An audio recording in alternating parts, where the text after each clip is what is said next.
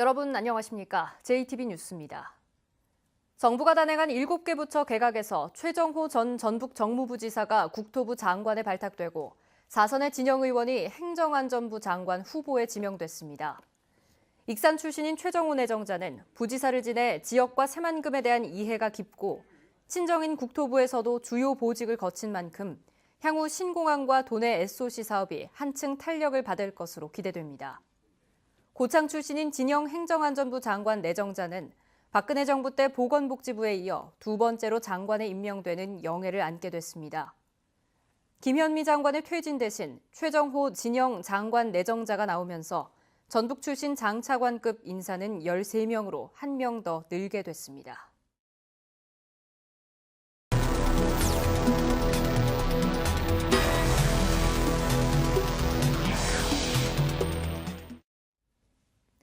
전북은 방치된 불법 폐기물이 전국에서 세 번째로 많은 곳입니다. 규제가 강화되면서 폐기물 처리 비용이 오르자 무허가 폐기물 처리 업체들이 바로 이 점을 돈벌이에 활용한 건데요. 다른 지역의 쓰레기를 받아다가 전북에 몰래 버린 게 절반이 넘는 것으로 드러났습니다. 김진형 기자입니다. 김제의 한 농촌 마을에 쓰레기가 산더미처럼 쌓였습니다. 무허가 처리 업체가 4년 동안 방치한 양은 1,000톤이 넘습니다. 전화를 받을 수가 없어요, 지금. 김제시는 배출지 추적 결과 경기도 등지에서 나온 것으로 파악하고 있습니다. 경기도 쪽에서 온 것도 있어가지고 전국에서 폐기물을 처리해준다고 하고 불법적으로 이제 거기에다가 지금 쌓아놓은 걸로. 군산의 한 농촌에 있는 공장에도 폐기물이 쌓였습니다. 공장을 사들인 업체가 인천에서도 폐기물을 방치했다 조치 명령을 받은 점으로 미뤄 폐기물이 다른 지역에서 온 것으로 의심되고 있습니다. 인천 항에다 갖다 놨었는데 그 폐기물 싸놓은 거에 대해서 지금 이제 인천시에서 조치 명령을 내려서 이처럼 폐기물이 다른 지역에서 배출된 것으로 확인되거나 의심되는 불법 투기 현장은 군산과 김제, 정읍, 완주 등 4개 지역 13곳에 16,850톤에 이릅니다. 전라북도가 밝힌 불법 폐기물 36,000톤 가운데 절반 가까이 됩니다. 최근 환경 규제 강화와 중국 등 해외 수출마저 막히면서 처리 비용이 급격히 뛰자 이를 노린 무허가 처리 업체들이 가져온 것으로 분석되고 있습니다. 김제가 좀 다른 지역에 비해서 지가가 싸고 또 없지 않은 야산들이 많기 때문에 지금 불법 업자들이 투기하기에 아주 좋은 여건이어서 방치가 많은 것으로 분석이 되고 있고요. 무허가 처리 업자들이 가져온 불법 폐기물로 지역이 몸살을 앓고 있어 강력한 근절 대책이 시급해 보입니다.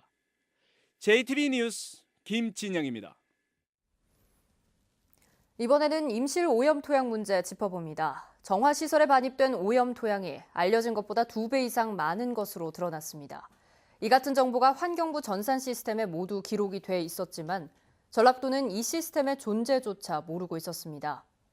전라북도의 폐기물 이력 관리에 큰 허점이 있었던 겁니다. 정원희 기자가 보도합니다. 시커먼 오염 토양이 바닥에 잔뜩 쌓였습니다. 지난해 12월 임실에 반입된 것들입니다. 지금까지 대구에서만 350톤가량이 들어온 것으로 알려졌는데 알고 보니 이게 전부가 아니었습니다. 대구는 물론 여수에서까지 4차례에 걸쳐 모두 740톤이나 되는 걸로 드러났습니다. 지금 저희 공장에 740톤을 들어와 있습니다. 아까 말씀드렸듯이 여수에서 들어온 거는 1톤입니다. 나머지는 다 대구에서 들어온 건가요? 네. 이 같은 정보는 환경부가 운영 중인 반출 오염 토양 전산관리 시스템에 모두 기록되어 있다는 사실이 뒤늦게 확인됐습니다. 임실구는 이 시스템을 통해 내용을 확인할 수 없도록 되어 있지만 유일하게 전라북도는 접근이 가능했다는 것도 밝혀졌습니다. 하지만 정작 전라북도는 이 같은 시스템이 있는지조차 제대로 모르고 있었습니다. 이 시스템을 한 번도 들어가 본 적은 없으세요, 지금까지? 예. 그 시스템이 있는 건 알고는 계셨어요? 아니, 시스템이 있던 것 같아요. 예, 많은 들은 것 같아요. 뒤늦게 오염 토양 정화시설을 막아보겠다며 광주시까지 찾아가 호들갑을 떨던 전라북도. 가장 중요한 임실에 반입되고 있는 오염 토양 정보는 놓쳐왔다는 비난을 피하기 어려워졌습니다. JTB 뉴스 정원익입니다.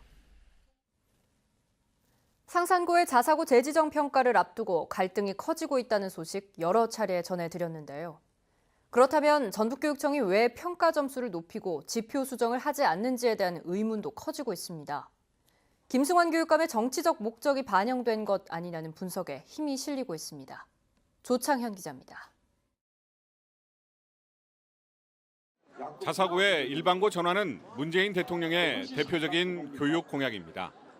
교육 공약을 총괄한 김상곤 전 교육부 장관의 의지가 특히 강했습니다. 하지만 교육의 안정성을 요구하는 학생과 학부모, 지역사회의 반발이 커지면서 전국적으로 자사고의 일반고 전환은 거의 이루어지지 않고 있습니다. 아이들의 목소리는 무시하고 자신들의 정치적 신념을 위해서 5년마다 이렇게 학교 교육 제도를 바꾼다면 누가 교육의 안정성을 믿고 갈 수 있습니까? 상산고 재지정 평가 문제는 후퇴하는 문재인 정부의 교육 정책을 되돌려 놓기 위한 김승환 교육감의 포석이라는 게 일반적인 분석입니다. 시도 교육감 협의회장으로서 꺼져가는 자사고의 일반고 전환 이슈를 상산고를 통해 살려보겠다는 것입니다. 상산고는 자립형 사립고로 출발해 전국 단위 우수 인재를 모집하는 만큼 상징성이 있기 때문입니다. 하지만 자사고 지정 취소는 교육감이 결정하더라도 아직까지 교육부 장관의 동의가 필요합니다. 따라서 상산고 평가 점수가 70점을 넘을 경우 교육부 청문 과정에서 타 시도와의 형평성을 고려해 살아 돌아올 가능성까지도 고려한 것으로 보입니다. 또 상산고를 계기로 학생 모집에 어려움을 겪고 있는 익산 남성고와 군산 중앙고의 일반고 전환도 자연스레 이끌어낼 수 있습니다. 상산고 재지정 문제가 전국적인 이슈로 떠오를 경우 문재인 정부의 진보 교육 정책을 환기시키는 것은 물론 앞으로 주요한 국가 교육 정책을 교육감들이 주도해 나가겠다는 의지도 포함된 것으로 분석됩니다. JTB 뉴스 조창현입니다. 해마다 크고 작은 안전사고에 최근에는 역대급 미세먼지까지. 학교에서는 그 어느 때보다 보건교사가 필요한데요. 하지만 전북에서 보건교사가 있는 학교는 10곳 가운데 6곳으로 전국에서 가장 적은 수준입니다. 보건교사가 절실한 학교 현장을 주혜인 기자가 살펴봤습니다. 새학기를 맞은 보건실에 학생들이 끊이지 않습니다. 다친 학생부터 밴드나 마스크를 찾는 학생까지. 요즘처럼 미세먼지가 심한 날엔 안내 문자까지 보내야 돼 보건교사의 하루는 그 어느 때보다 바쁩니다. 새학기 때는 지금 계획이나 운영 방침 이런 것들을 다 이렇게 계획을 짜야 되니까 그런 게 좀 바쁘죠. 주의보나 경보가 있을 때 먼저 학교에서 메신저를 통해서 선생님께 다 메시지를 보내요. 전북의 초중고등학교에서는 해마다 4,800여 건씩 안전사고도 끊이지 않는 상황. 하지만 보건교사가 있는 곳은 전체의 61%로 전국 최하위 수준입니다. 전체가 새학급인 완주의 한 중학교를 찾아가 봤습니다. 보건실 문은 자물쇠로 잠겨 있고 보건교사가 없어서 일반 교사가 보건 업무까지 맡고 있습니다.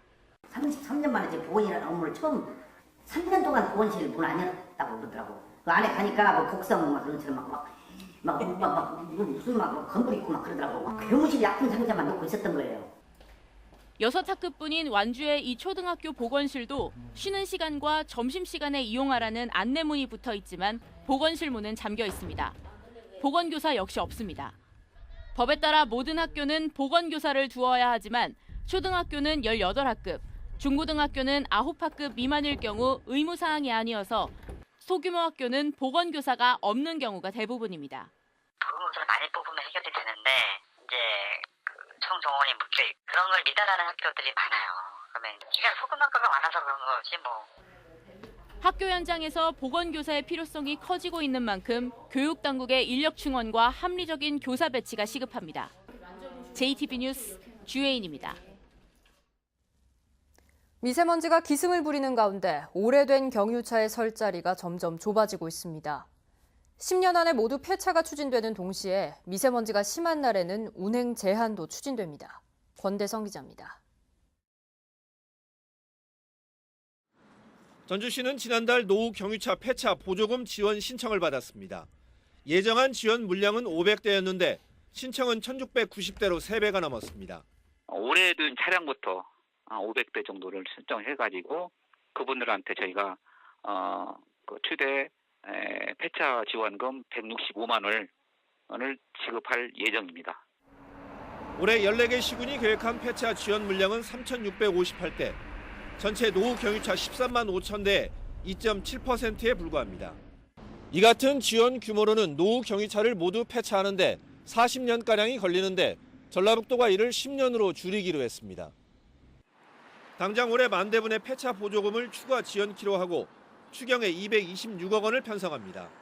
해마다 노후 경유차를 10%씩 줄여나가겠다는 겁니다. 미세먼지가 심해 비상 저감 조치가 내려진 날에 운행 제한도 추진됩니다. 전라북도 의회가 발의한 운행 제한 조례가 이달 통과되면 이르면 하반기부터 시행될 전망입니다. 일단 홍보 기간이 좀 필요하기 때문에 한 3개월 정도는 홍보를 좀 하고 그 후에 9월 정도부터는 아마 집중적으로 단속을 좀 할 수 있을 것 같습니다. 전라북도는 시군 CCTV 통합 관제센터를 통해 노후 경유차 운행을 단속하고 위반 차량은 10만 원의 과태료를 부과합니다. JTB 뉴스 권대성입니다. 진한 목이버섯은 도톰하고 쫄깃한 맛이 일품인데요. 진안군이 새로운 소득 사업으로 목이버섯 생산을 크게 늘리기로 했습니다. 남원시가 광활루 건립 600년을 맞아 600만 관광객 유치에 나섰습니다. 나금동 기자입니다. 천연 비타민 D가 풍부한 목이버섯입니다. 눈처럼 뽀얀 것부터 새카만 것까지 촘촘하게 달렸습니다. 진한 목이버섯은 큰 일교차 덕분에 도톰하고 쫄깃한 식감을 자랑합니다. 진안군이 새로운 소득 사업으로 기존 버섯 시설을 이용해 목이버섯 생산을 크게 늘리기로 했습니다. 목이버섯 배재를 생산할 수 있는 시스템을 구축해서 영지 하우스 등 기존 시설을 이용해서 다양한 소득원이 될 수 있도록 적극적인 기술 지원을 하겠습니다. 남원시가 광안루 건립 600년을 맞아 600만 관광객 유치를 위해 한국 대표 여행사연합과 여행상품을 함께 개발하기로 했습니다.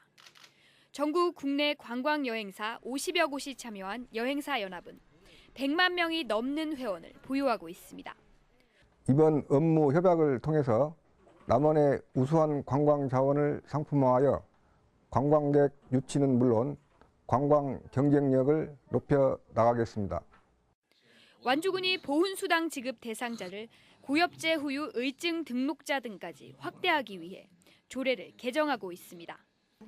조례가 개정되면 매달 6만 원씩 지급되는 보훈수당 수혜자는 1,100여 명에서 2배가량 늘어납니다. 2019 농촌개발대학 입학식이 고창 농업기술센터에서 열렸습니다. 올해는 농식품 경영과와 복분작과 등 7개 과정에 230여 명이 입학해 오는 11월까지 전문 교육을 받을 예정입니다.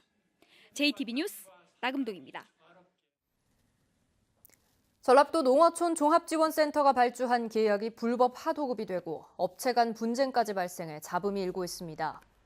농어촌 종합지원센터는 지난해 2억 4천만 원의 증강 현실을 기반으로 하는 농촌 관광 시스템 개발 사업자를 선정했지만 계약과 달리 불법 하도급한 사실이 밝혀져 이 업체의 전국 공공입찰 참가를 제한하는 방안을 검토하고 있다고 밝혔습니다.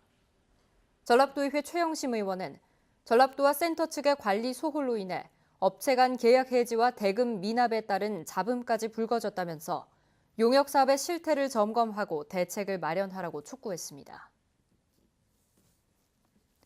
한국유치원총연합회 개학연기 투쟁이 끝난 이후 사립유치원의 에듀파인 가입이 늘고 있는 추세입니다. 전북교육청은 에듀파인 의무 가입 대상 유치원 13곳 가운데에서는 한 곳만 가입해 변동이 없지만 비가입 대상 유치원은 개학연기 투쟁이 끝난 이후 3곳이 도입을 추가 결정해 현재 8곳으로 늘었다고 밝혔습니다. 교육청은 가입 의사를 밝힌 유치원에 대해서 사용자 교육과 1:1 멘토 지정을 해 지원을 하고 의무 가입 대상 유치원에 대한 설득 작업을 지속하기로 했습니다. 지난주 2차 북미 정상회담이 결렬됐지만 전라북도가 남북 교류 사업을 차분히 준비해 나가기로 했습니다. 전라북도는 남북 교류가 재개되면 전북이 선도적으로 나아갈 수 있도록 발굴해놓은 6개 선도 사업의 세부 추진 계획을 마련하고 전라북도 의회, 시군과의 협력을 이어가기로 했습니다. 전라북도는 지난해 10월 태권도 교류와 북한 산림복원, 낙농단지 조성 등 6가지를 남북교류 우선 사업 대상으로 선정했습니다. 군산해양경찰서가 안개가 잦은 봄철 사고 예방을 위해 연안사고주의보를 발령하고 오는 5월 말까지 사고 예방 활동을 강화합니다.